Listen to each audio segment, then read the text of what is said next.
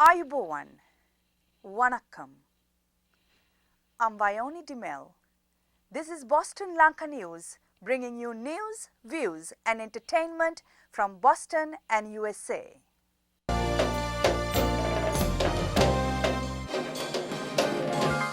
Parliamentary elections in Sri Lanka will be held on April 8th.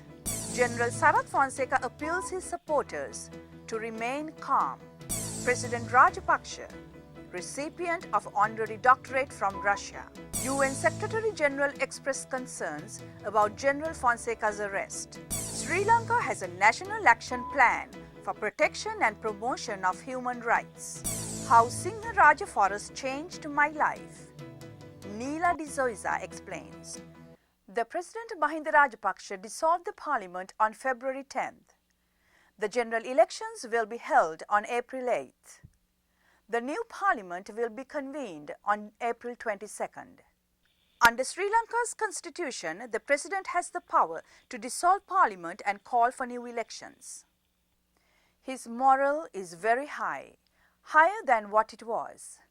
Anoma Fonseca, wife of General Fonseca, told reporters after visiting him at the naval base where he is being held. She said her husband told her to ask his supporters to remain calm. His appeal for calm followed violent clashes outside the Supreme Court in Colombo between pro-government activists and supporters of General Fonseca. Riot police used tear gas and water cannon to disperse the crowds outside the court. Similar protests were reported in several provincial capitals.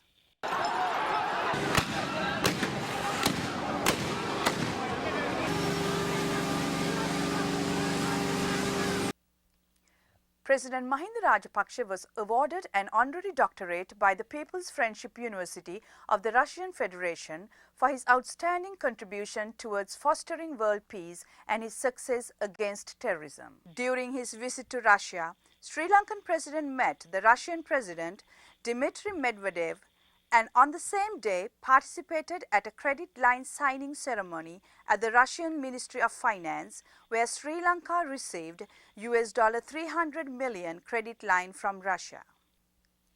Secretary General Ban Ki-moon has expressed his concerns about recent developments in Sri Lanka, where a defeated presidential candidate has been arrested and parliament dissolved. Mr. Ban spoke by telephone last Tuesday with President Mahinda Rajapaksa, according to a spokesperson for the Secretary General, and urged the President to respect due process of law regarding the case of General Sarath Fonseca.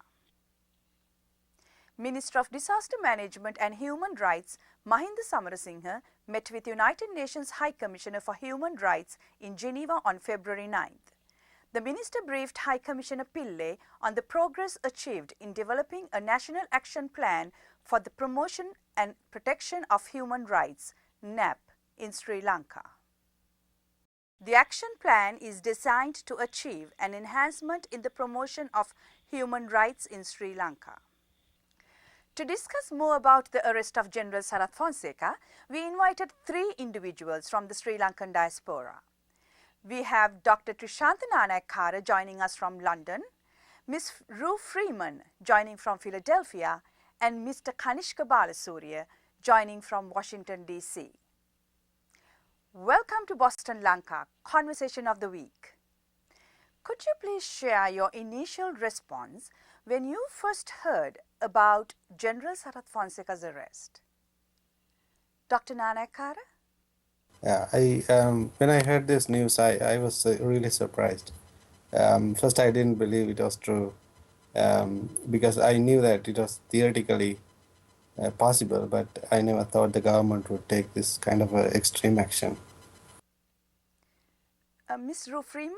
So when I heard of General Sarath Fonseca's arrest, I wasn't all that surprised given all that had transpired before, during and after the elections. I think it was inevitable given the fact that he had publicly asked for the interference of foreign governments. He was asking for their interference in the affairs of a sovereign state. And then he followed that up by stating that he was willing to testify against the government and the army which he had led. And Mr. Balasurya? My first response to the news of General Sarath Fonseca's arrest was one of sadness, not so much on behalf of the general himself, but on behalf of all Sri Lankans. I was sad at the extent to which democracy seemed to have eroded in the country and at the extent to which intimidatory tactics have become mainstream in the country's political culture. Therefore, this is definitely a dark day for democratic rule in Sri Lanka. And for that, I feel extremely sad. According to some opposition politicians, democracy in Sri Lanka non-existent. How would you respond to this? About democracy being non-existent, I don't think it is non-existent, but it is fast deteriorating. Could we do better? Of course we can. But the fact remains, we could be doing far worse than we are. It is our job to help the country toward that better, not just sit on our hands and run around complaining and never once affirming anything that has happened that is actually laudable and good. Using the war as a pretext, consecutive leaders have systematically dismantled democratic norms for their own political gains. And leaders from both main political parties are guilty of this. Recruiting underworld gangs, they have set upon their opponents and media critics with equal ferocity. And every round of violence has undermined democracy more and more. This is why the latest act of political intimidation, of arresting an opposition politician, is so troublesome. Thank you all for being part of our Boston Lanka Conversation of the Week.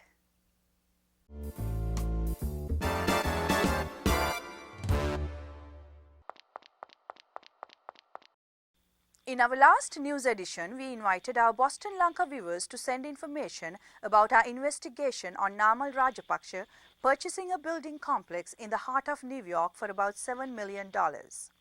We received many emails. Lanka Irida newspaper in their December 27, 2009 edition revealed that building complex number 300 West 40th Street, Manhattan, New York, had been purchased by a prince from a royal family in Sri Lanka, implying that it's Namal Rajapaksa, son of President Mahinda Rajapaksa. Boston Lanka checked whether this allegation was true by checking the website of the New York City Department buildings. We have found out that the owner of the building was Betty Bobrow, and this person has been owner of this building for many years. Namal Rajapaksa is not the owner of that building. If you have more information, please send your emails to contact@bostonlanka.com. Neela D'Souza, who lives in Sudbury, Massachusetts with her husband Lawrence Simon and their son Ravi, co-authored a book on Singharaja about 20 years ago. I was fortunate to have parents, particularly my father, who was very interested in plants and was a very avid gardener. And I think that's where my real interest with plants began.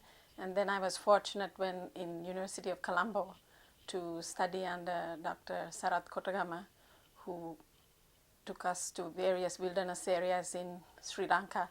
And that, I think, on my first trip to Singharaja, it really captivated me. Mrs. D'Souza, your book on Singharaja Forest, although you have written 20 years ago, still is one of the major resources on Singharaja. Could you please share with our viewers about your book?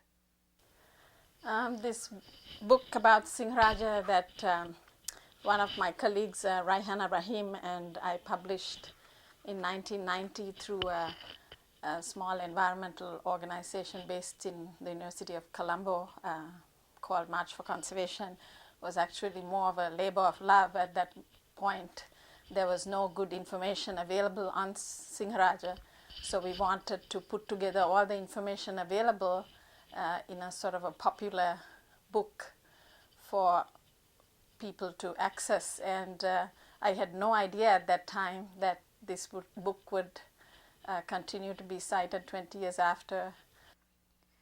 For more information about our news stories, please visit www.bostonlanka.com.